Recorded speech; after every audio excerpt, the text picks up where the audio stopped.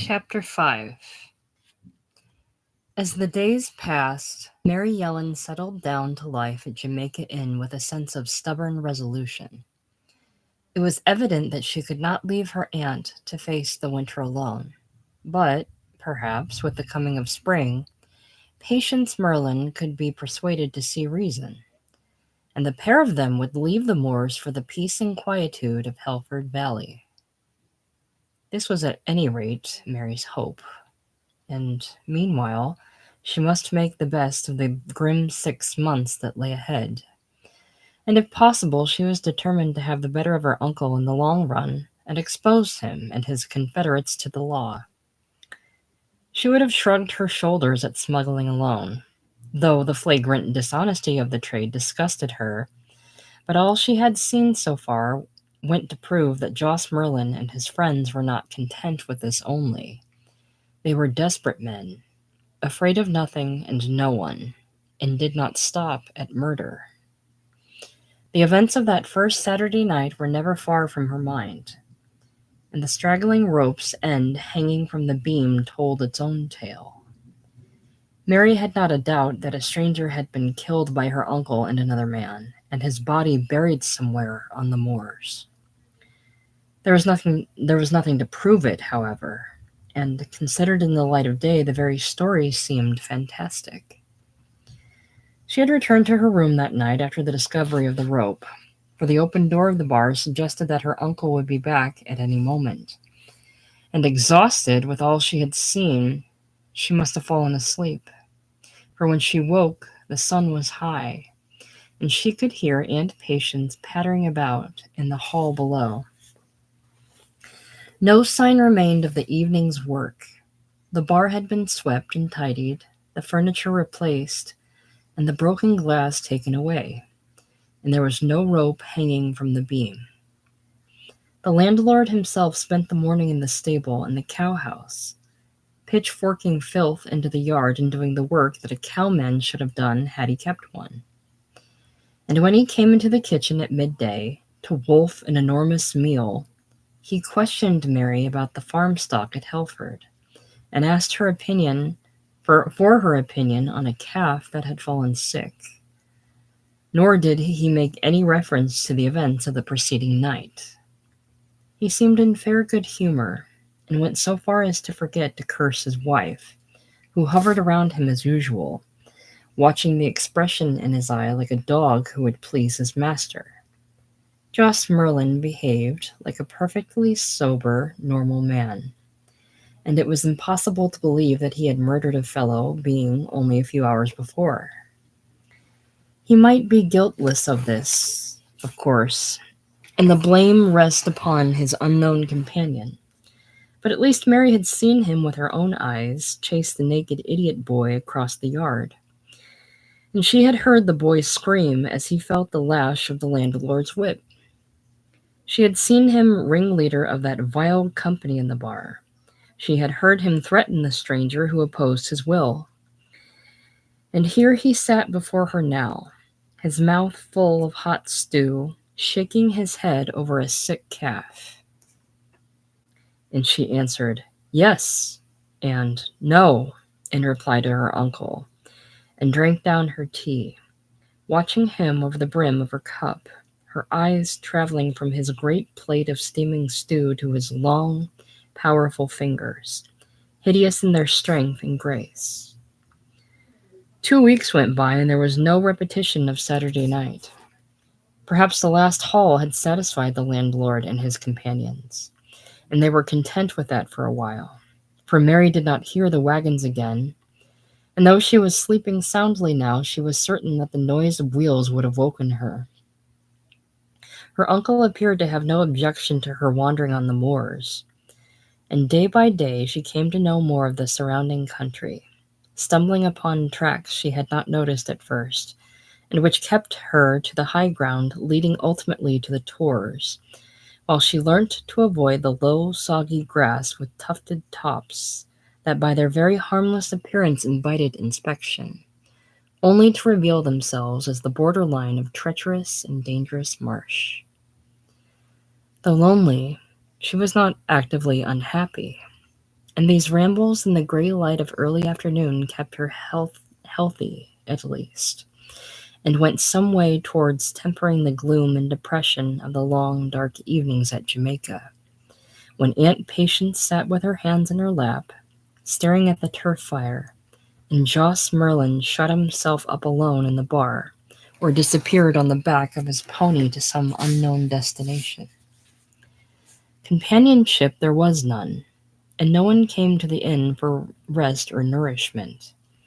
The driver of the coach had spoken the truth when he told Mary they never stopped now at Jamaica, for she would stand out in the yard to watch the coaches pass twice in the week, and they were gone by in a moment, rumbling down the hill and climbing the further one towards 5 lanes without drawing rein or pausing for breath. Once Mary waved her hand as she recognized the driver, but he took no notice of her, only whipping his horses the harder, and she realized with a rather helpless sense of futility that so far as other people were concerned, she must be considered in the same light as her uncle, and that even if she tried to walk to Bodmin or Launceston, no one would receive her, and the doors would be shut in her face. The future loomed very black at times, especially as Aunt Patience made little effort to be companionable. And though now and again she took hold of Mary's hand and patted it for a few minutes, telling her how glad she was to have her in the house, for the most part the poor woman existed in a dream, pottering about her household duties in a mechanical fashion and seldom uttering. When she did speak, it was to let forth a torrent of nonsense about the great man her husband might have been had not ill luck constantly followed him. Any normal conversation was practically impossible, and Mary came to humor her and talk gently as she would have done to a child, all of which was a strain on her nerves and on her patience. So that it was in a mood of truculence, following upon a day of wind and rain that had made it impracticable to venture out of doors, that Mary one morning set herself to clean down the long stone passage that ran the full width of the back of the house. The hard work, if it strengthened her muscles, did not improve her temper, and by the time she had finished, she was so disgusted with Jamaica Inn and its inhabitants that for very little she would have walked out into the patch of garden behind the kitchen, where her uncle was working, heedless of the rain upon his mat of hair, and thrown her bucket of dirty soapy water into his very face.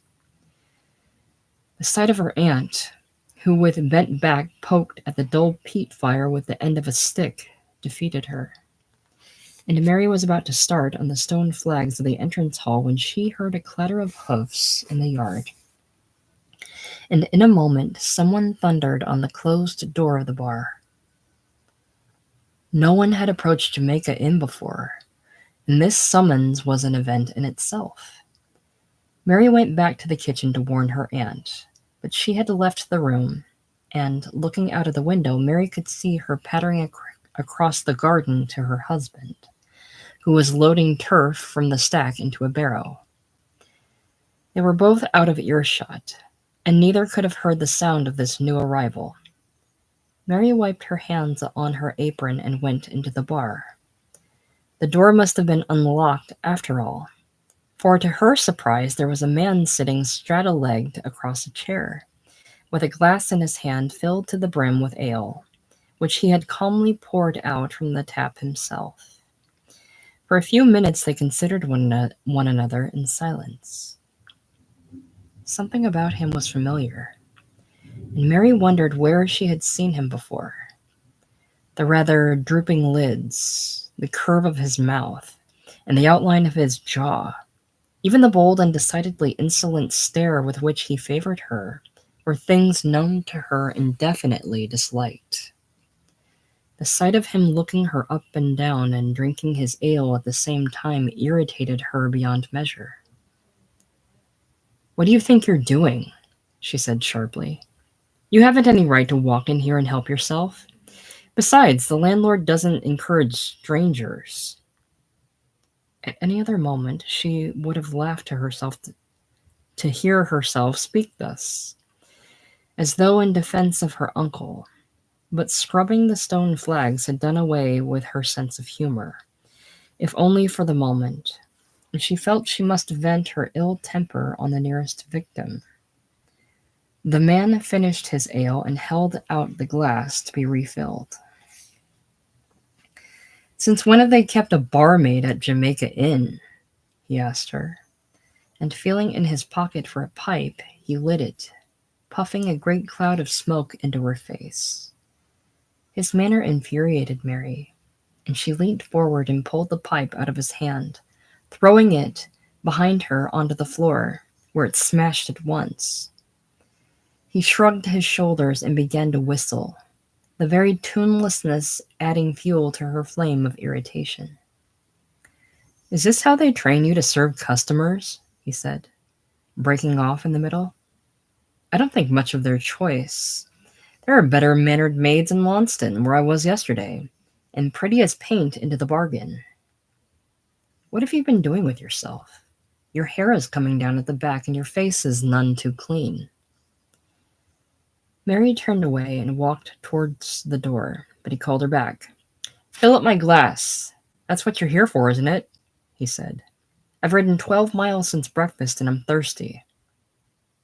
"You may have ridden 50 miles for all I care," said Mary. "As you seem to know your way about here, you can fill your own glass. I'll tell Mr. Merlin you are in the bar. He can serve you himself if he has the mind." "Oh, don't worry, Joss. He'll be like a bear with a sore head at this time of day," came the answer. "Besides, he's never very anxious to see me. What's happened to his wife? Has he turned her out to make room for you? I call that hard on the poor woman. You'll never stay with him 10 years anyway." "Mrs. Merlin is in the garden if you want to see her," said Mary. "You can walk out of the door and turn to the left, and you'll come to the patch of garden and the chicken run. They were both of them down under 5 minutes ago. You can't come through this way because I've washed the passage, and I don't want to do it all over again." "Oh, don't get excited. There's plenty of time," he replied. She could see he was still looking her up and down, wondering what to make of her, and the familiar, somewhat lazy insolence in his eyes maddened her. "Do you want to speak to the landlord or not?" she asked at length. "Because I can't stand here all day awaiting your pleasure. If you don't want to see him and you finished your drink, you can put down your money on the counter and go away." The man laughed, and his smile and the flash of his teeth struck a chord in her memory, but still she could not name the resemblance. "Do you order Joss about in that way?" he said. "He must be a changed man if you do. What a creature of contradictions the fellow is, after all. I never thought he'd run a young woman alongside his other activities. What do you do with poor Patience of an evening? Do you turn her out on the floor, or do you sleep all three abreast?" Mary flushed scarlet. "Joss Merlin is my uncle by marriage," she said. "Aunt Patience was my mother's only sister. My name is Mary Yellen, if that means anything to you. Good morning. There's the door behind you." She left the bar and walked into the kitchen, straight into the arms of the landlord himself. "Who in hell's name were you talking to in the bar?" he thundered. "I thought I'd warned you to keep your mouth shut." The loudness of his voice echoed in the passage. "All right," called the man from the bar. "Don't beat her. She's broken my pipe and refused to serve me. That sounds like your training, doesn't it? Come in and let's have a look at you. I'm hoping this maid has done you some good." Joss Merlin frowned, and pushing Mary aside, he stepped into the bar. "Oh, it's you, Jem, is it?" he said. "What do you want at Jamaica today? I can't buy a horse from you if that's what you're after. Things are going badly, and I'm as poor as a field mouse after a wet harvest." He closed the door, leaving Mary in the passage outside. She went back to her bucket of water in the front hall, wiping the dirty mark from her face with her apron. So that was Jem Merlin, her uncle's younger brother. Of course, she had seen the resemblance all the time, and, like a fool, had not been able to place it. He had reminded her of her uncle throughout the conversation, and she had not realized it. He had Joss Merlin's eyes, without the blood-flecked lines and without the pouches. And he had Joss Merlin's mouth, firm, though where the landlord's was weak and narrow where his lower lip sagged. He was what Joss Merlin might have been 18-20 years ago, but smaller in build and height, neater in person. Mary splashed the water onto the stone flags and began to scrub furiously, her lips pressed tight together. What a vile breed they were, then, these Merlins, with their studied insolence and coarseness, their rough brutality of manner. This Jem had the same streak of cruelty as his brother. She could see it in the shape of his mouth. Aunt Patience had said he was the worst of the family. Although he was a head and shoulders smaller than Joss and half the breadth, there was a certain strength about him that the elder brother did not possess. He looked hard and keen. The landlord sagged round the chin, and his shoulders weighed on him like a burden. It was as though his power had been wasted in some way and had run to seed. Drink did that to a man, Mary knew, and for the first time she was able to guess something of the wreck Joss Merlin had become in comparison to his former self. It was seeing his brother that had shown her. The landlord had betrayed himself. If the younger one had any sense in his head, he would pull himself together before he traveled the same road. Perhaps he did not care, though. There must be a fatality about the Merlin family that did away with striving forward and making good in life and resolution. Their record was too black. There's no going against bad blood, her mother used to say. It always comes out in the end. You may fight it as much as you like, but it will have the better of you. If 2 generations live clean, that may clear the stream sometimes, but likely as not, the third will break out and start it going again. What a waste it all was. What a waste, and a pity. And here was poor Aunt Patience dragged in the current with the Merlins.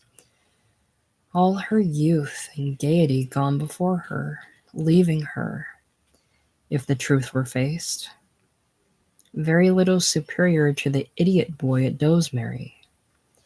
And Aunt Patience might have been a farmer's wife at Gweek, with sons of her own, and a house and land, and all the little happy trivialities of a normal happy life.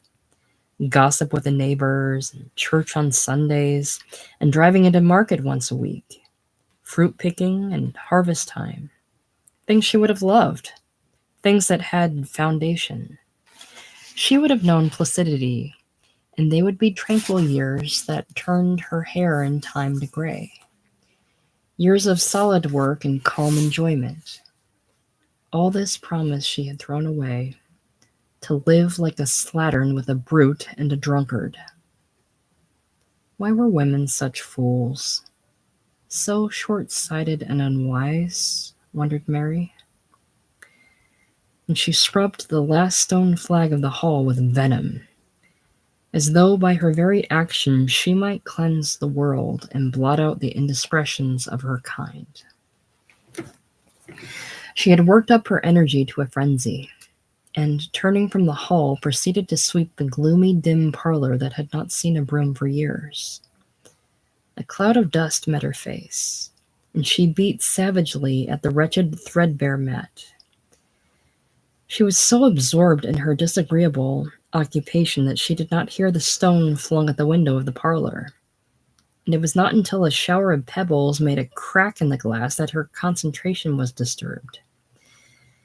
And looking out of the window, she saw Jem Merlin standing in the yard beside his pony.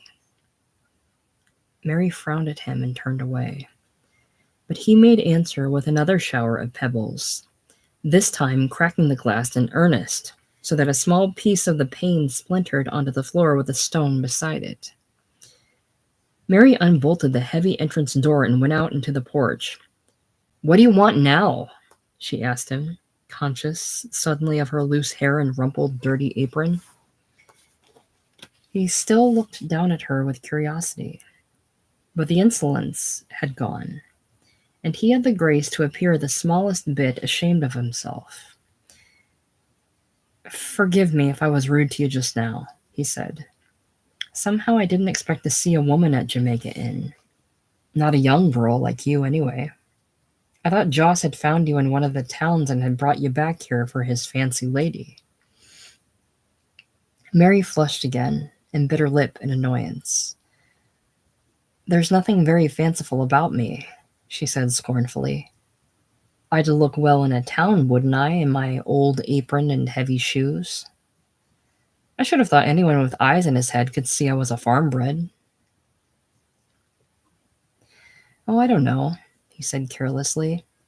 "Put you in a fine gown and a pair of high-heeled shoes and stick a comb in your hair, I dare say you'd pass for a lady, even in a big place like Exeter."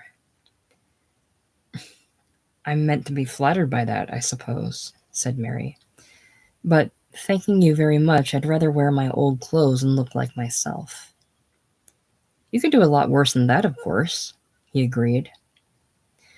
And looking up, she saw that he was laughing at her. She turned to go back into the house. "Come, don't go away," he said. "I know I deserve black looks for speaking to you as I did, but if you knew my brother as well as I do, you'd understand me making the mistake. It looks strange, having a maid at Jamaica Inn. Why did you come here in the first place?" Mary considered him from the shadow of the porch. He looked serious now, and his likeness to Joss had fled for the moment. She wished he were not a Merlin. "I came here to be with my Aunt Patience," she said. "My mother died some weeks ago, and I have no other relative. I'll tell you one thing, Mr. Merlin. I'm thankful my mother isn't alive to see her sister now." "I don't suppose marriage with Joss is a bed of roses," said his brother. "He always had the temper of the devil himself, and he drinks like a fish. What did she marry him for? He's been the same as long as I can remember. He used to thrash me when I was a lad, and he'd do the same today if he dared." "I suppose she was misled by his bright eyes," said Mary scornfully. "Aunt Patience was always the butterfly down in Helford," Mother used to say. She wouldn't have the farmer who asked her, but took herself off up country, where she met your brother. That was the worst day in her life, anyway." "You've not much opinion of the landlord, then," he said, mocking her. "No, I have not," she replied. "He's a bully and a brute, and many worse things besides. He's turned my aunt from a laughing, happy woman into a miserable drudge, and I'll never forgive him for that as long as I live." Jim whistled tunelessly and patted his horse's neck. "We Merlins have never been good to our women," he said. "I can remember my father beating my mother till she couldn't stand. She never left him, though, but stood by him all his life. When he was hanged at Exeter, she didn't speak to a soul for 3 months. Her hair went white with the shock. I can't remember my grandmother, but they say she fought side by side with Granddad once near Callington, when the soldiers came to take him, and she bit a fellow's finger right through to the bone. What she had to love in Granddad, I can't say, for he never as much asked for her after he'd been taken, and he left all his savings with another woman the other side of Tamar." Mary was silent. The indifference in his voice appalled her. He spoke entirely without shame or regret, and she supposed that he had been born, like the rest of the family, lacking the quality of tenderness. "How long do you mean to stay at Jamaica?" he asked abruptly. "It's waste for a maid like you, isn't it? There's not much company for you here." "I can't help that," said Mary. I'm not going away unless I take my aunt with me. I'd never leave her alone, not after what I've seen. Jim bent down to brush a piece of dirt from his pony's shoe. What have you learnt in your short time? He questioned. It's quiet enough here in all conscience.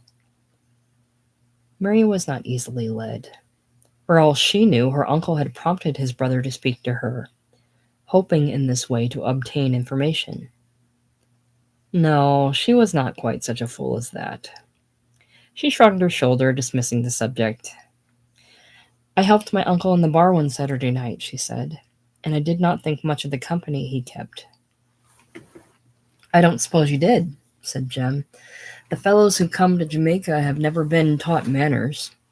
They spend too much time in the county jail. I wonder what they thought of you. Made the same mistake as I did, I suppose, and are now spreading your fame far and wide about the countryside. You'll have Joss throwing dice for you next time, I dare say, and when he loses, you'll find yourself riding pillion behind a dirty poacher from the other side of Rough Tor. There's not much likelihood of that, said Mary. They'd have to knock me senseless before I rode pillion with anyone. Senseless or conscious. Women are pretty much the same when you come down to it, said Jem. The poachers on Bodmin Moor would never know the difference anyway. And he laughed again and looked exactly like his brother. What do you do for a livelihood? Asked Mary, in sudden curiosity. For during their conversation she became aware that he spoke better than his brother. I'm a horse thief, he said pleasantly, but there's not much money in it. My pockets are always empty. You ought to ride here. I've got a little pony that would suit you handsomely. He's over in Trewortha now. Why don't you come back with me and look at him? Aren't you afraid of being caught? Said Mary. Thieving is an awkward thing to prove, he told her. Supposing a pony strays from his pen and his owner goes to look for him. Well, you've seen for yourself these moors are alive with wild horses and cattle. It's not going to be so easy for that owner to find his pony. Say the pony had a long mane and one white foot and a diamond mark in his ear. That narrows the field down a bit, doesn't it? And off goes the owner to Launceston Fair with his eyes wide open. But he doesn't find his pony. Mark you, the pony is there right enough, and he's bought by some dealer and sold away up country. Only his mane is clipped, his forefeet are all the same color, and the mark in his ear is a slit, not a diamond. The owner didn't even look at him twice. That's simple enough, isn't it? So simple that I can't understand why you don't ride past Jamaica in your own coach with a powdered footman on the step, said Mary swiftly. Ah, well, there you are, he said, shaking his head. I've never had the brain for figures. You'd be surprised to learn how quickly money slips through my fingers. Do you know I had 10 pounds in my pocket last week? I've only a shilling piece today. That's why I want you to buy that little pony. Mary laughed, in spite of herself. He was so frank in his dishonesty that she had not the heart to be angry with him. I can't spend my small savings on horses, she said. I'm laying aside for my old age. And if I ever get away from Jamaica, I shall need every penny. You may depend on that. Jem Merlin looked at her gravely. And then, on a sudden impulse, he bent towards her, first glancing over her head into the porch beyond. Look here, he said. I'm serious now. You can forget all the nonsense I've told you. Jamaica Inn is no place for a maid, nor for any woman if it comes to that. My brother and I have never been friends, and I can say what I like about him. We go our own ways and be damned to one another. But there's no reason you should be caught up in his dirty schemes. Why don't you run away? I'd see you on the road to Bodmin, all right. His tones were persuasive, and Mary could almost have trusted him. But she could not forget that he was Joss Merlin's brother, and as such might betray her. She dared not make a confidant of him, not yet anyway. Time would show whose side he was on. "I don't need any help," she said. "I can look after myself." Jem threw his leg over the pony's back and stuck his feet into the leathers. "All right," he said. "I won't worry you. My cottage is across the Withy Brook, if you ever want me. The other side of Trewartha Marsh, at the foot of 12 Men's Moor. I shall be there until the spring anyway. Good day to you." And he was off and away down the road before she had time to say a word in return. Mary went slowly back into the house. She would have trusted him had his name been other than Merlin. She was in urgent need of a friend, but she could not make a friend of the landlord's brother. He was no more than a common horse thief, a dishonest scoundrel, when all was said and done. He was little better than Harry the peddler and the rest of them. Because he had a disarming smile and his voice was not unpleasing, she had been ready to believe in him, and he all the time perhaps laughing at her the other side of his face. There was bad blood in him.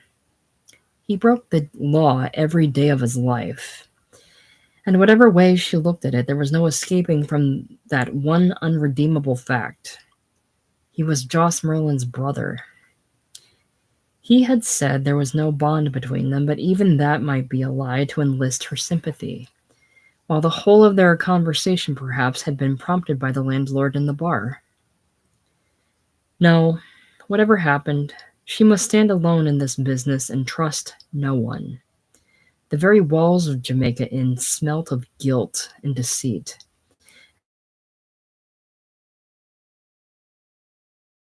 And to speak aloud, it was dark in the house, and quiet once more. The landlord had returned to the peat stack at the bottom of the garden, and Aunt Patience was in her kitchen. The surprise of the visit had been a little excitement, and breaking up of the long, monotonous day. Jem Merlin had brought something of the outer world with him, a world that was not entirely bounded by the moors and frowned upon by tors of granite. And now that he had departed, the early brightness of the day went with him. The sky became overcast, and the inevitable rain came sweeping from the west, topping the hills in mist. The black heather bowed before the wind. The ill temper that had fastened upon Mary at the beginning of the morning had passed away, and in its place had stolen a numb indifference born of fatigue and despair. Interminably, the days and weeks stretched themselves before her, with no other sight but the long white road to tempt her, the stone walls and the everlasting hills. She thought of Jem Merlin riding away with a song on his lips, kicking his heels into his pony's side, and he would ride hatless, careless of the wind and rain, choosing his own road. She thought of the lane that led to Helford village, how it twisted and turned and wound suddenly to the water's edge, while the ducks paddled in the mud before the turn of the tide, and a man called to his cows from the field above.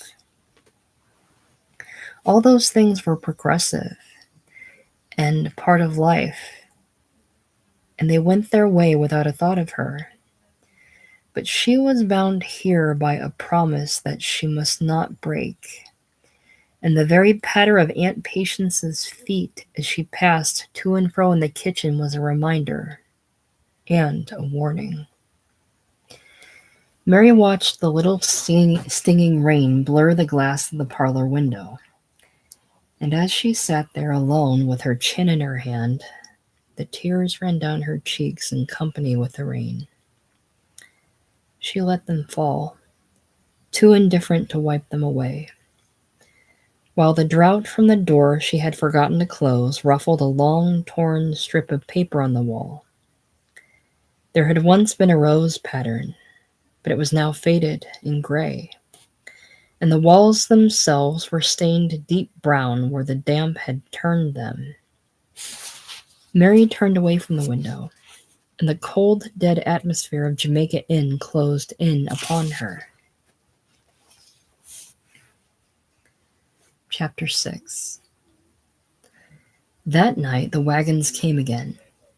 Mary woke to the sound of the hall clock striking 2, and almost at once she was aware of footsteps beneath the porch, and she heard a voice speak soft and low. She crept out of bed and went over to the window. Yes, there they were, only 2 carts this time, with 1 horse and harness, and less than half a dozen men standing in the yard. The wagons looked ghostly in the dim light, like hearses, and the men themselves were phantom figures, having no place in the world of day by day, but moving silently about the yard like some weird pattern in a nightmare fantasy. There was something horrible about them, something sinister in the shrouded wagons themselves, coming as they did in stealth by night. This night the impression they left upon Mary was even more lasting and profound, for now she understood the significance of their trade. They were desperate men who worked this road and carried convoys to Jamaica Inn. And last time they brought their wagons to the yard, one of their number had been murdered. Perhaps tonight yet another crime would be committed, and the twisted length of rope dangle once again from the beam below. The scene in the yard held a fatal fascination, and Mary could not leave the window. This time the wagons had arrived empty and were loaded with the remainder of the cargo deposited at the inn the time before. Mary guessed that this was their method of working. The inn served as a store for a few weeks at a time, and then, when opportunity occurred, the wagons set forth once more, and the cargo was carried to the Tamar Bank and so distributed. The organization must be a big one to cover the ground in the time, and there would be agents scattered far and wide who kept the necessary watch on events. Perhaps there were hundreds implicated in the trade, from Penzance and St. Ives in the south to Launceston on the border of Devon. There had been little talk of smuggling in Helford, and when there had been, it was with a wink and a smile of indulgence, as though a pipe of Basie and a bottle of brandy from a ship in Falmouth port were an occasional harmless luxury, and not a burden on anyone and any person's conscience. This was different, though. This was a grim business, a stern and bloody business, and precious little smiling or winking went with it from all that Mary had seen. If his conscience pricked a man, he received a rope round his neck in payment. There must be no weak link in the chain that stretched from the coast up to the border. And there was the explanation of the rope on the beam.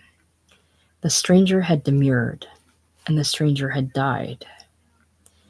It was with a sudden sting of disappointment that Mary wondered whether the visit of Jem Merlin to the Jamaica Inn this morning had significance. A strange coincidence that the wagon should follow in his train. He had come from Launceston, he said, and Launceston stood on the Tamar Bank. Mary was angry with him and with herself. In spite of everything, her last thought before sleeping had been the possibility of his friendship. She would be a fool if she had hopes of it now. The 2 events ran together in an unmistakable fashion, and it was easy enough to read the purpose of it. Jem might disagree with his brother, but they were both in the same trade. He had ridden to Jamaica to warn the landlord that he might expect the convoy in the evening. It was simple enough to understand.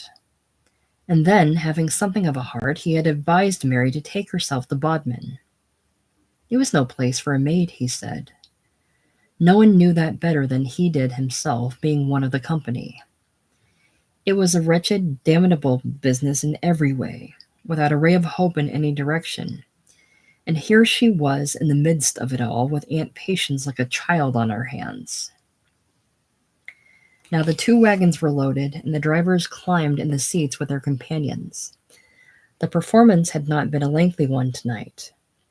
Mary could see the great head and shoulders of her uncle on a level with the porch, and he held a lantern in his hand, the light dimmed by a shutter. Then the carts rumbled out of the yard and turned to the left, as Mary had expected, and so in the direction of Launceston. She came away from the window and climbed back into bed. Presently, she heard her uncle's footsteps on the stairs, and he went along the further passage to his bedroom. There was no one hiding in the guest room tonight.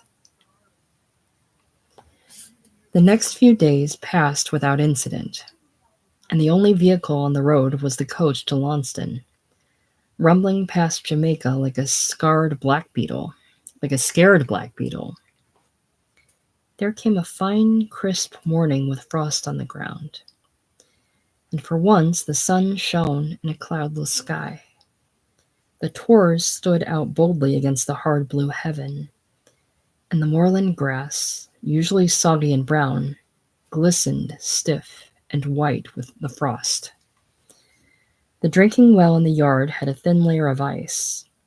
The mud had hardened where the cows had trodden, and the marks of their feet were preserved and formed ridges that would not yield until the next fall of rain. The light wind came singing from the northeast, and it was cold. Mary, whose spirits always rose at the sight of the sun, had turned her morning into a washing day, and with sleeves rolled well above the elbows, plunged her arms into the tub, the hot soapy water bubbling with froth, caressing her skin in exquisite contrast to the sharp, stinging air. She felt well in being, and she sang as she worked. Her uncle had ridden away on the moors somewhere, and a sense of freedom possessed her whenever he was gone. At the back here she was sheltered somewhat from the wind, the broad, sturdy house acting as a screen, and as she wrung out her linen and spread it on the stunted gorse bush, she saw that the full force of the sun fell upon it, and it would be dry soon, by noon. An urgent tapping on the window made her look up, and she saw Aunt Patience beckon to her, very white in the face and evidently frightened. Mary wiped her hands on her apron and ran to the back door of the house. No sooner had she entered the kitchen than her aunt seized upon her with trembling hands and began to blabber incoherently. Quietly, quietly, said Mary. I cannot understand what you're saying. Here, take this chair and sit down, and drink this glass of water for mercy's sake. Now, what is it? The poor woman rocked backwards and forward in her chair, her mouth working nervously, and she kept jerking her head towards the door. It's Mr. Bassett from North Hill, she whispered. I saw him from the parlor window. He's come on horseback, and another gentleman with him. Oh, my dear, what are we going to do? Even as she spoke, there was a loud knock at the entrance door, and then a pause, followed by a thunder of blows. Aunt Patience groaned aloud, biting the ends of her fingers and tearing at her nails. Why has he come here? She cried. He's never been before. He's always kept away. He's heard something. I know he has. Oh, Mary, what are we going to do? Where are we going to stay? Mary thought quickly. She was in a very difficult position. If this was Mr. Bassett, and he represented the law, it was her one chance of betraying her uncle. She could tell him of the wagons and all she had seen since her arrival. She looked down at the trembling woman at her side. Mary, for the sake of the dear Lord, tell me what I am to say, pleaded Aunt Patience, and she took her niece's hand and held it to her heart. The hammering on the door was incessant now. Listen to me, said Mary. We shall have to let him in, or he'll break down the door. Pull yourself together somehow. There's no need to say anything at all. Say Uncle Joss is away from home and you know nothing. I'll come with you. The woman looked at her with haggard, desperate eyes. "Mary," she said, "if Mr. Bassett asks you what you know, you won't answer him, will you? I can trust you, can't I? You'll not tell him of the wagons? If any danger came to Joss, I'd kill myself, Mary." There was no argument after that. Mary would lie herself into hell rather than let her aunt suffer. The situation must be faced, though, however ironical her position was to be. "Come with me to the door," she said. "We'll not keep Mr. Bassett long. You needn't be afraid of me. I shall say nothing." They went into the hall together, and Mary unbolted the heavy entrance door. There were two men outside the porch. One had dismounted, and it was he who had rained the blows on the door. The other was a big burly fellow, in a heavy topcoat and cape, seated on the back of a fine chestnut horse. His hat was pulled square over his eyes, but Mary could see that his face was heavily lined and weather-beaten, and she judged him to be somewhere about 50 years of age. "You take your time here, don't you?" he called. "There doesn't seem to be much of a welcome for travelers. Is the landlord at home?" Patience Merlin poked at her knees with her hand, and Mary made answer. "Mr. Merlin is from home, sir," she said. "Are you in need of refreshment? I will serve you if you will go through to the bar." "Damn refreshment," he returned. "I know better than to come to Jamaica Inn for that. I want to speak to your master. Here, you. You. Are you the landlord's wife? When do you expect him home?" Aunt Patience made him a little curtsy. "If you please, Mr. Bassett," she said, speaking unnaturally loudly and clearly, like a child who has learnt a lesson.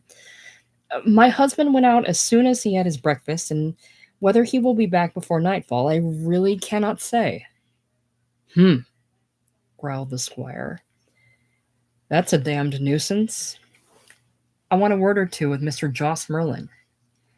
Now, look here, my good woman, your precious husband may have bought Jamaica Inn behind my back in his blackguardly fashion, and we'll not go into that again now, but one thing I won't stand for, and that's having all my land hereabouts made a byword for everything that's damnable and dishonest round the countryside." "I'm sure I don't know what you mean, Mr. Bassett," said Aunt Patience, working her mouth and twisting her hands in her dress. "We live very quietly here. Indeed we do. My niece here will tell you the same." "Oh, come, I'm not such a fool as that," answered the squire. "I've had my eyes on this place for a long while. A house doesn't get a bad name without reason, Mrs. Merlin, and Jamaica Inn stinks from here to the coast. Don't you pretend to me. Here, Richards, hold my confounded horse, will you?" The other man, who by his dress appeared to be a servant, held the bridle, and Mr. Bassett climbed heavily to the ground. "While I'm here, I may as well look round," he said. "And I'll tell you here and now that it's useless to refuse me. I'm a magistrate, and I have a warrant." He pushed his way past the two women and so through to the little entrance hall. Aunt Patience made a movement as though to deter him, but Mary shook her head and frowned. "Let him go," she murmured. "If we try and stop him now, we shall only anger him the more." Mr. Bassett was looking about him in disgust. "Good God!" he exclaimed. "The place smells like a tomb. What in the world have you done to it? Jamaica Inn was always rough-cast and plain, and the fare homely, but this is a positive disgrace. Why, the place is as bare as a board. You haven't a stick of furniture." He had thrown open the door of the parlor and pointed to the damp walls with his crop. "You'll have the roof about your ears if you don't stop that," he said. "I've never seen such a thing in my life. Go on, Mrs. Merlin, lead the way upstairs." Pale and anxious, Patience Merlin turned to the staircase, her eyes searching those of her niece for reassurement. The rooms on the landing were thoroughly explored. The squire peered into the dusty corners, lifted the old sacks, and prodded the potatoes. All this while uttering exclamations of anger and disgust. "Call this an inn, do you?" he said. "Why, you haven't even a bed fit to sleep a cat. The place is rotten. Rotten right through. What's the idea, eh? Have you lost your tongue, Mrs. Merlin?" The poor woman was past replying. She kept shaking her head and working her mouth, and Mary knew that both she and her aunt were wondering what would happen when they came to the barred room in the passage below. "The landlord's lady appears to be momentarily deaf and dumb," said the squire dryly. "What about you, young woman? Have you anything to say?" "It's only lately I've come to stay here," replied Mary. "My mother died, and I'm here to look after my aunt. She's not very strong. You can see that for yourself. She's nervous and easily upset." "I don't blame her, living in a place like this," said Mr. Bassett. "Well, there's nothing more to see up here, so you'll kindly take me downstairs again and show me the room that has barred windows. I noticed it from the yard, and I'd like to see inside." Aunt Patience passed her tongue over her lips and looked at Mary. She was incapable of speech. "I'm very sorry, sir," Mary replied, "but if you mean the old lumber room at the end of the passage, I'm afraid the door is locked. My uncle always keeps the key, and where he puts it I don't know." The squire looked from one to the other in suspicion. "What about you, Mrs. Merlin? Don't you know where your husband keeps his keys?" Aunt Patience shook her head. The squire snorted and turned on his heel. "Well, that's easily settled," he said. "We'll have the door down in no time." And he went out into the yard to call his servant. Mary patted her aunt's hand and drew her close. "Try and not tremble so," she whispered fiercely. "Anyone can see you have something to hide. Your only chance is to pretend you don't mind, and that he can see anything, the house, for all you care."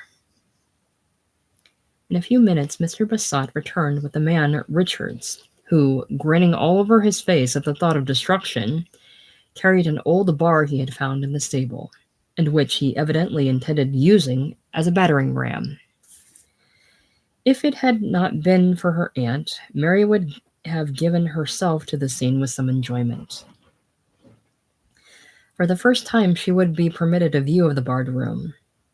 The fact that her aunt, and herself too for that matter, would be implicated in any discovery that was made caused her mixed feelings, however, and for the first time she realized that it was going to be a very difficult task to prove their complete and thorough innocence.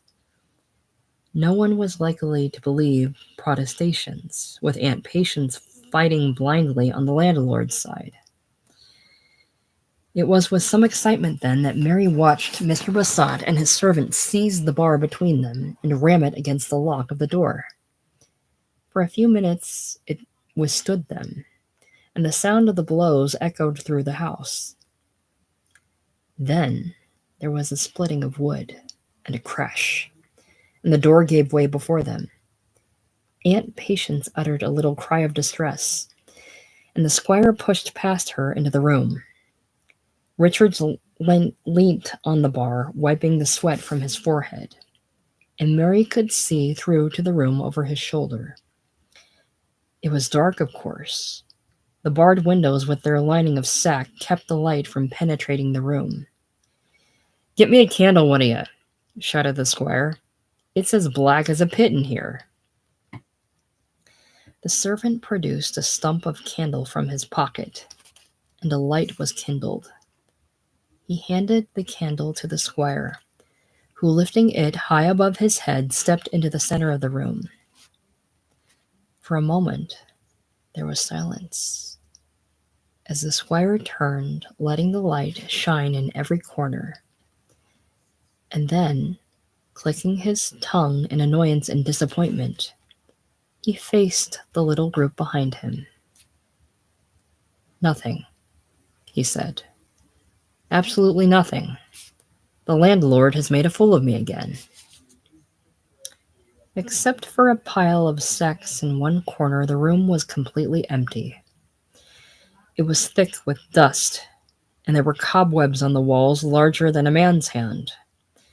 There was no furniture of any sort. The hearth had been blocked up with stones, and the floor itself was flagged like the passage outside. On the top of the sacks lay a length of twisted rope. And the squire shrugged his shoulders and turned once more into the passage. "Well, Mr. Joss Merlin has won this time," he said. "There's not enough evidence in that room to kill a cat. I'll admit myself beaten." The two women followed him to the outer hall, and so to the porch, while the servant made his way to the stable to fetch the horses. Mr. Besot flicked his boot with his whip and stared moodily in front of him. "You've been lucky, Mrs. Merlin," he said. "If I'd found what I expected to find in that blasted room of yours, this time tomorrow your husband would be in the county jail. As it is—" Once more he clicked his tongue in annoyance and broke off in the middle of his sentence. "Stir yourself, Richards, can't you?" he shouted. "I can't afford to waste any more of my morning. What the hell are you doing?" A man appeared at the stable door, leading the two horses behind him. "Now listen to me," said Mr. Besot, pointing his crop at Mary. "This Anne of yours may have lost her tongue and her senses with them, but you can understand plain English, I hope. Do you mean to tell me you know nothing of your uncle's business? Does nobody ever call here, by day or by night?" Mary looked him straight in the eyes. "I've never seen anyone," she said. "Have you ever looked into that barred room before today?" "No, never in my life." "Have you any idea why he should keep it locked up?" "No, not at all." "Have you ever heard wheels in the yard by night?" "I'm a very heavy sleeper. Nothing ever wakes me." "Where does your uncle go when he's away from home?" "I don't know." "Don't you think yourself it's very peculiar to keep an inn on the King's Highway and then bolt and bar your house to every passerby?" "My uncle is a very peculiar man." "He is indeed. In fact, he's so damned peculiar that half the people in the countryside won't sleep easy in their beds until he's been hanged, like his father before him. You can tell him that from me." "I will, Mr. Besot." "Aren't you afraid, living up here without sound or sight of a neighbor, and only this half-crazy woman for companion?" "The time passes." "You've got a close tongue, haven't you, young woman?" "Well, I don't envy you your relatives. I'd rather see any daughter of mine in her grave than living at Jamaica Inn with a man like Joss Merlin." He turned away and climbed onto his horse, gathering the reins in his hands. "One other thing," he called from his saddle. "Have you seen anything of your uncle's younger brother, Jem Merlin of Trewortha?" "No," said Mary steadily. "He never comes here." "Oh, he doesn't? Well, that's all I want from you this morning. Good day to you both." And away they clattered from the yard, and so down the road into the brow of the further hill. Aunt Patience had already preceded Mary to the kitchen and was sitting on a chair in a state of collapse. "Oh, pull yourself together," said Mary wearily. "Mr. Besot has gone, none the wiser for his visit, and as cross as two sticks because of it. If he'd found the room reeking of brandy, then there would be something to cry about. As it is, you and Uncle Joss have scraped out of it very well." She poured herself out a tumbler of water and drank it at one breath. Mary was in a fair way to losing her temper. She had lied to save her uncle's skin when every inch of her longed to proclaim his guilt. She had looked into the barred room, and its emptiness had hardly surprised her when she remembered the visitation of the wagons a few nights back. But to have been faced with that loathsome length of rope, which she recognized immediately as the one she had seen hanging from the beam, was almost more than she could bear. And because of her aunt, she had to stand still and say nothing. It was damnable. There was no other word for it. Well, she was committed now, and there was no going back. For better, for worse, she had become one of the company at Jamaica Inn. As she drank down her second glass of water, she reflected cynically that in the end she would probably hang beside her uncle. Not only had she lied to save him, she thought with rising anger, but she had lied to help his brother Jem. Jem Merlin owed her thanks as well. Why she had lied about him, she did not know. He would probably never find out anyway, and if he did, he would take it for granted. Aunt Patience was still moaning and whimpering before the fire, and Mary was in no mood to comfort her. She felt she had done enough for her family for one day, and her nerves were on edge with the whole business. If she stayed in the kitchen a moment longer, she would scream with irritation. She went back to the wash tub in the patch of garden by the chicken run and plunged her hands savagely into the gray, soapy water that was now stone cold.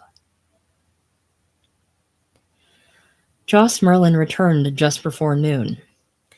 Mary heard him step into the kitchen from the front of the house, and he was met at once with a babble of words from his wife. Mary stayed where she was by the wash tub.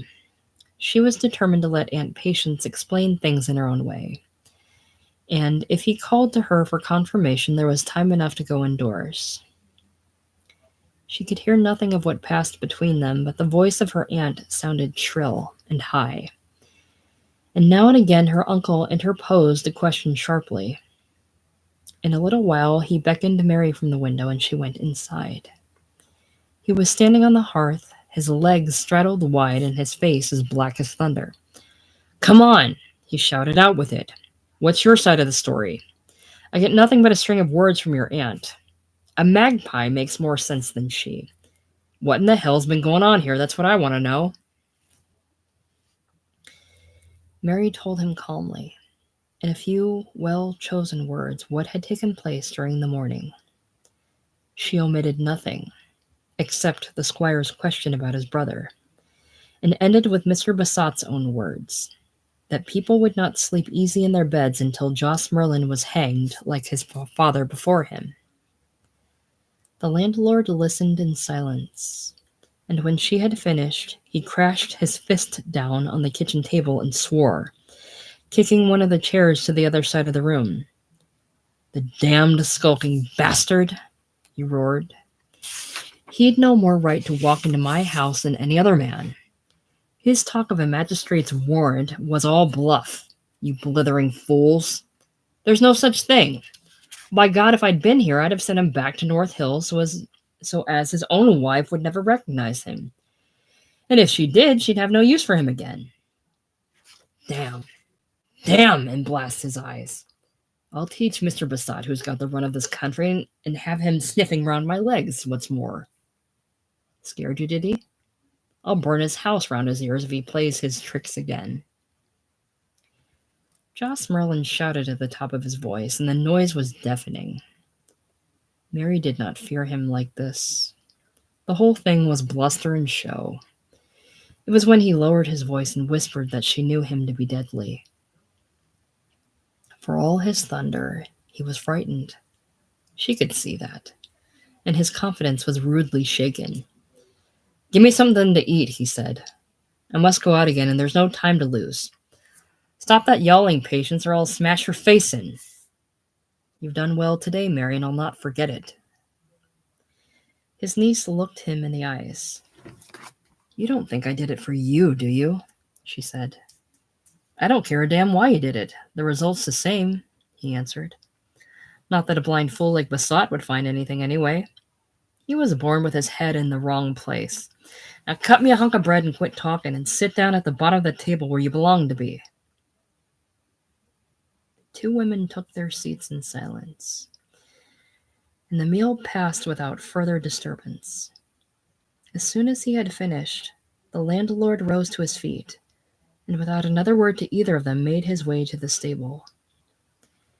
Mary expected to hear him lead his pony out once more and ride off down the road.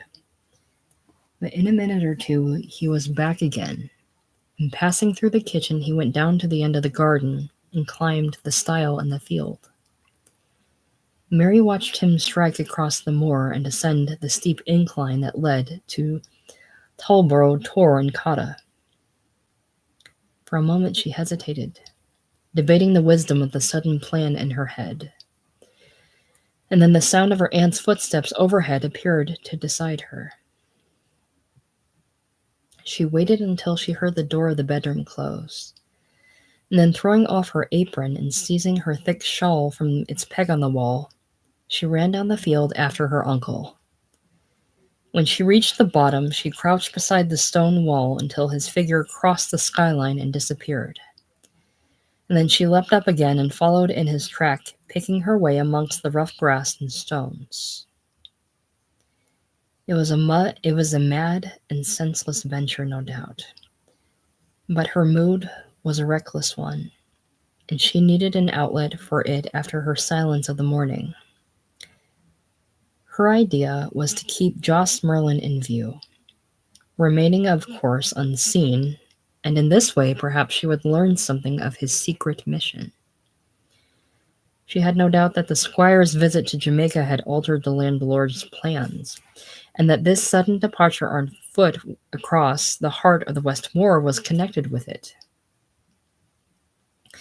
It was not yet 1:30, and an ideal afternoon for walking. Mary, with her stout shoes and short skirt to her ankles, cared little for the rough ground. It was dry enough underfoot. The frost had hardened the surface, and accustomed as she was to the wet shingle of the Helford shore and the thick mud on the farmyard, the scramble over the moor seemed easy enough. Her earlier rambles had taught her some wisdom, and she kept to the high ground as much as possible, following as best she could the tracks taken by her uncle. Her task was a difficult one, and after a few miles she began to realize it. She was forced to keep a good length between them in order to remain unseen. And the landlord walked at such a pace and took such tremendous strides that before long Mary saw she would be left behind. Cotta Tor was passed, and he turned west now towards the low ground at the foot of Brown Willie, looking, for all his height, like a little black dot against the brown stretch of moor. The prospect of climbing some 1,300 feet came as something of a shock to Mary, and she paused for a moment and wiped her streaming face. She let down her hair for greater comfort and let it blow about her face. Why the landlord of Jamaica Inn thought it necessary to climb the highest point on Bodmin Moor on a December afternoon she could not tell. But having come so far, she was determined to have some satisfaction for her pains, and she set off again at a sharper pace. The ground was now soggy beneath her feet, for here the early frost had thawed and turned to water, and the whole of the low-lying plain before her was soft and yellow from the winter rains. The damp oozed into her shoes with cold and clammy certainty, and the hem of her skirt was bespattered with bog and torn in places. Lifting it up higher and hitching it round her waist with a ribbon from her hair, Mary plunged on in trail of her uncle. But he had already traversed the worst of the low ground with uncanny quickness born of long custom, and she could just make out his figure amongst the black heather and the great boulders at the foot of Brown Willie. Then he was hidden by a jutting crag of granite, and she saw him no more. It was impossible to discover the path he had taken across the bog. He had been over and gone in a flash, and Mary followed as best she could, floundering at every step. She was a fool to attempt it, she knew that, but a sort of stubborn stupidity made her continue. Ignorant of the whereabouts of the track that had carried her uncle dry-shod over the bog, Mary had sense enough to make a wide circuit to avoid the treacherous ground, and by going quite 2 miles in the wrong direction, she was able to cross in comparative safety. She was now hopelessly left without a prospect of finding her uncle again. Nevertheless, she set herself to climb Brown Willie, slipping and stumbling amongst the wet moss and the stones, scrambling up the great peaks of jagged granite that frustrated her at every turn, while now and again a hill sheep, startled by the sound of her, ran out from behind a boulder to gaze at her and stamp his feet. Clouds were bearing up from the west, casting changing shadows on the plains beneath, and the sun went in behind them. It was very silent on the hills. Once a raven rose up at her feet and screamed. He went away flapping his great black wings, swooping to the earth below with harsh protesting cries. When Mary reached the summit of the hill, the evening clouds were banked high above her head and the world was gray. The distant horizon was blotted out in the gathering dusk, and thin white mist rose from the moors beneath. Approaching the Tor from its steepest and most difficult side, as she had done, she had wasted nearly an hour out of her time, and darkness would soon be upon her. Her escapade had been to little purpose, for as far as her eyes could see there was no living thing within their range.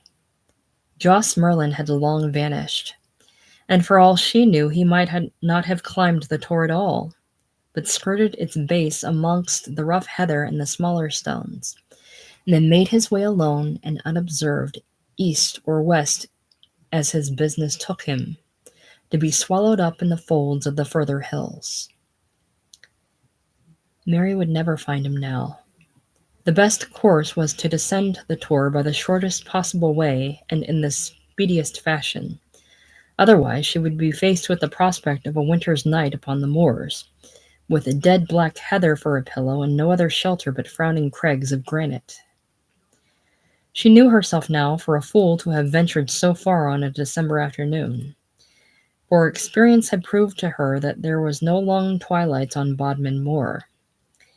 When darkness came, it was swift and sudden, without warning, and with an immediate blotting out of the sun. The mists were dangerous too, rising in a cloud from the damp ground and closing in about the marshes like a white barrier.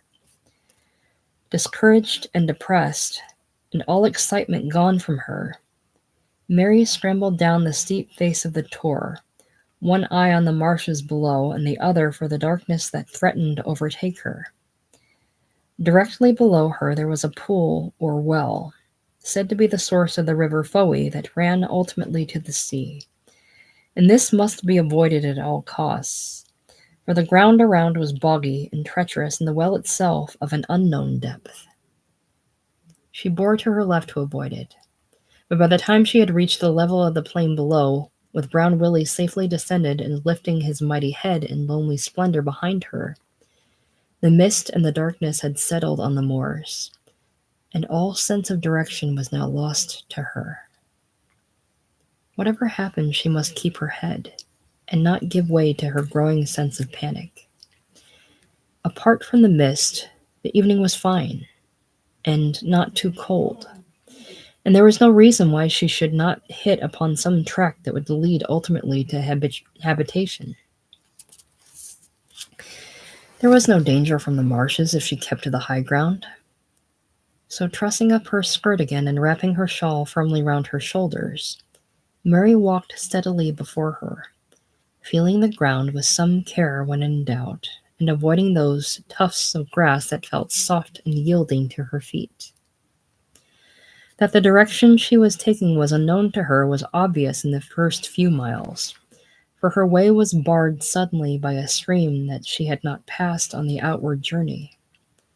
To travel by its side would only lead her once more to the low-lying ground in the marshes, so she plunged through it recklessly, soaking herself above the knee.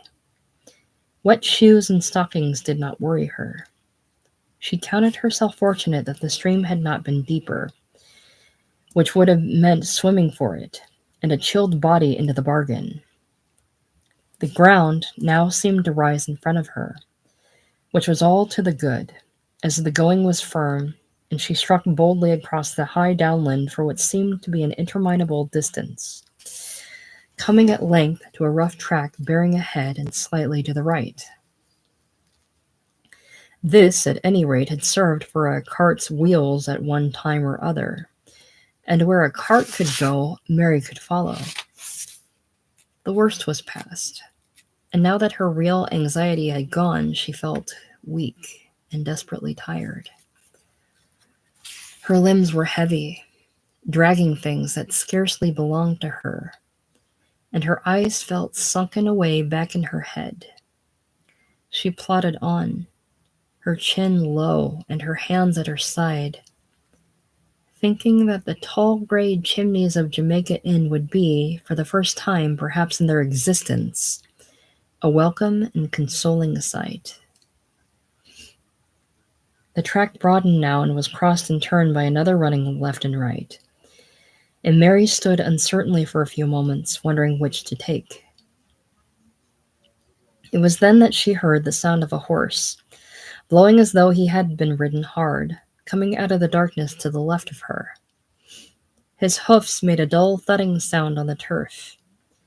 Mary waited in the middle of the track, her nerves a-jingle with the suddenness of the approach, and presently the horse appeared out of the mist in front of her, a rider on his back, the pair of ghostly figures lacking reality in the dim light. The horseman swerved as he saw Mary and pulled up his horse to avoid her. "Hello!" he cried. "Who's there? Is anyone in trouble?" He peered down at her from his saddle and exclaimed in surprise. "A woman!" he said. "What in the world are you doing out here?" Mary seized hold of his rein and quieted the restive horse. "Can you put me on the road?" she asked. "I'm miles from home and hopelessly lost." "Steady there," he said to the horse. "Stand still, will you? Where have you come from? Of course I will help you if I can." His voice was low and gentle, and Mary could see he must be a person of quality. "I live at Jamaica Inn," she said, and no sooner were the words out of her mouth than she regretted them. He would not help her now, of course. The very name was enough to make him whip on his horse and leave her to find her own way as best she could. She was a fool to have spoken. For a moment the man was silent, which was only what she expected, but when he spoke again, his voice had not changed, but was quiet and gentle as before. "Jamaica Inn," he said. "You've come a long way out of your road, I'm afraid.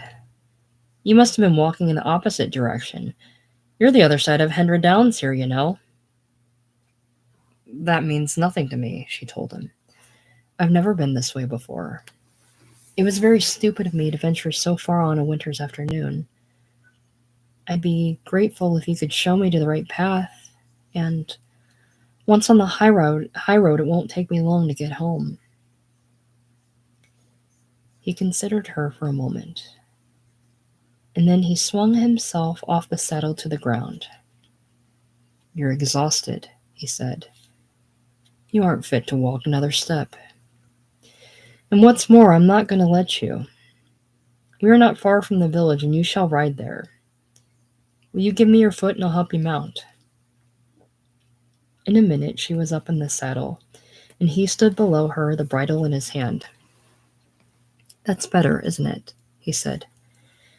"You must have had a long and uncomfortable walk on the moors. Your shoes are soaking wet, and so is the hem of your gown. You shall come home with me and dry those things and rest a while and have some supper before I take you back myself to Jamaica Inn." He spoke with such solicitude, and yet with such calm authority that Mary sighed with relief. Throwing all responsibility aside for the time being, content to trust herself in his keeping. He arranged the reins to her satisfaction, and she saw his eyes for the first time looking up at her from beneath the brim of his hat. They were strange eyes, transparent like glass, and so pale in color that they seemed near to white. A freak of nature she had never known before. They fastened upon her and searched her, as though her very thoughts could not be hidden. And Mary felt herself relax before him and give way. And she did not mind. His hair was white too, under his black shovel hat. And Mary stared back at him in some perplexity, for his face was unlined and his voice was not that of an elderly man. Then, with a little rush of embarrassment, she understood the reason for his abnormality, and she turned away her eyes. He was an albino. He took off his hat and bared his head before her. "Perhaps I had better introduce myself," he said, with a smile. "However unconventional the meeting, it is, I believe, the usual thing to do. My name is Francis Davy, and I am the vicar of Alternan."